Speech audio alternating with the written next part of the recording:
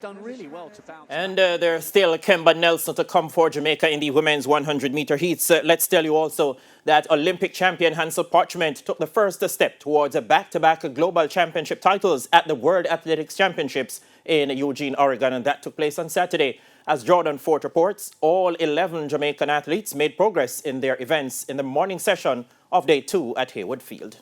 Olympic champion Hansel Parchment pulled away late to win Heat 4 of the 110-meter hurdles here at Haywood Field on Saturday, but told us he didn't get the start he wanted.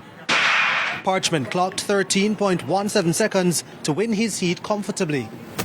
I think they held us in the mark position quite a bit of time. I didn't expect it to be down there so long, so a good race nonetheless. I was able to fix things going, as you said, about 6-7. Rashid Broadbell joins Parchment in Sunday's semi-finals after clocking 13.36 for second in his heat. The first round, as I said in the interview 3 days ago, just get the nerves out, get the cobs out. I mean, semis and finals we're in, so it's a big game. Orlando Bennett made it through as a non-automatic qualifier after finishing fifth in his heat in 13.55 seconds. It was a scary race. Why? Why was it scary? He was falling right beside me, so I didn't want him to come over on me, and the next guy beside me hitting me. Earlier, world silver medalist Shanika Ricketts only needed one attempt to make it to the women's triple jump final. The 30-year-old leapt 14.45 meters to make it into Monday's title decider. This is what I came out to do. I was hoping to get the qualification mark on the first attempt, and I'm really looking forward to going back to the village and to get ready for the finals in 2 days' time.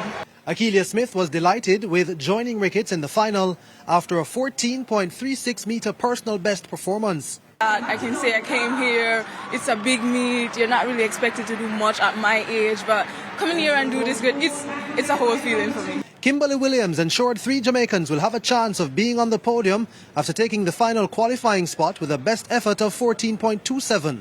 I've been struggling a little bit. I had hurt my shoulder and I was off for 8 weeks. And then when I got here, I hurt my hamstring. So, hey, I'm just trying to work through it. Trust the process. Over in the men's 400-meter hurdles, all 3 Jamaicans progressed to Sunday's semi-finals in contrasting fashion. National champion Jahil Hyde explained that his performance was affected by a fall by the athlete on his outside after clocking 50.03 seconds for third in his heat. I saw him like when he felt he was coming over in my lane, and I kind of had to divert, but he messed up my stride pattern a bit, but I'm glad I made it through safely. Kemar Moat says things went according to plan for him after finishing second in his heat in 49.44.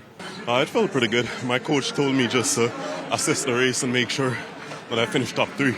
And Sean Rowe, who was a non-automatic qualifier from his heat in 49.51, says he's pleased with the strategy he employed. Our plan was to come out here and get out and try to take over the whole race, because I know I'm strong enough to do it. Just first one jitters, gotta get out now.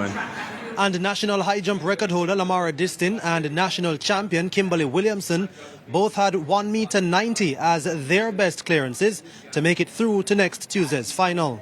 It was a great feeling out there knowing that I'm jumping against the big girls, so I was kind of nervous at first, but then I'm like, it's just a normal day, take it as a normal track meet. I'm just excited to get to the finals. I mean, coming out here, that was the goal, and I'm just grateful that I was able to accomplish that.